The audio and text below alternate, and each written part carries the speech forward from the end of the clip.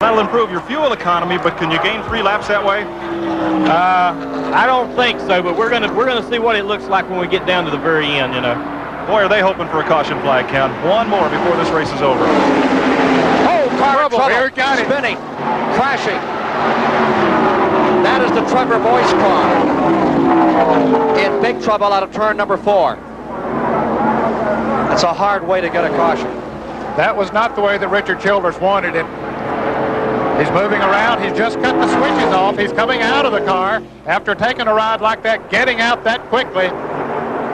Another indication of how well these automobiles are put together, because that was not an easy ride. You know, Ned, when he reached up to turn the switches off, my first thought was he was trying to start the car to go again. You're watching it live here on CBS. Let's look at it in replay as to what happened to Trevor Boys, who's been running right up there all afternoon.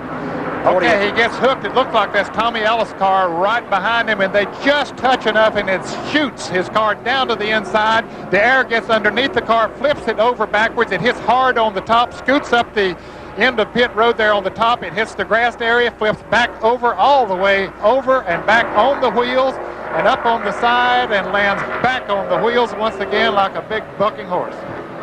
Some rodeo ride for Trevor Boys of Calgary.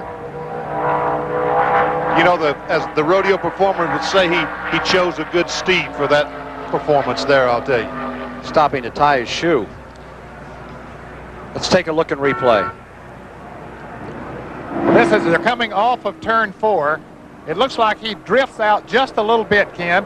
Tommy Ellis on the outside of him there, and he hit just enough to send him around, and the air got underneath the car, sends it right upside down. Benny, what happens when that air gets under there? I don't know, Ned. Just the pressure? At Daytona, watching this action that we're seeing on the screen reminds me so much of the Ricky Rudd crash from Daytona in the Busch Clash that we had in February.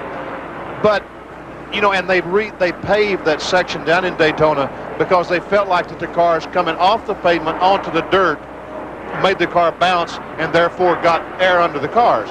That car never reached the grass before it flipped over. Right. So that destroys that thought that they had. They moved that wall back too, have they not? They moved the wall back and they paved that entire area thinking that was some of the problem. But as you notice... when you think of the Randy LaJoie crash where he took that several others, like Harry Gant several years ago, you could see he was all ready for business, and I thought you were right. He was reaching around to see if he could get the thing fired. No, he was just turning it down. Oh, that's too bad for James Hilton as well as for Trevor Boys. James Hilton, one of the really nice people.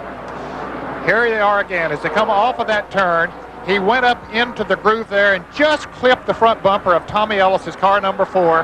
And it doesn't take much at those kind of speeds. It shot him right down across the racetrack. As Phil Parsons there doing a very heads-up piece of driving, got slowed down enough. And Ben, as you say, just as he got to the edge of the pavement, getting onto the grass is when he got airborne. Tommy doesn't have to look for trouble. Trouble finds him. And that car just came up on him. And what are you going to do? Nowhere he could go.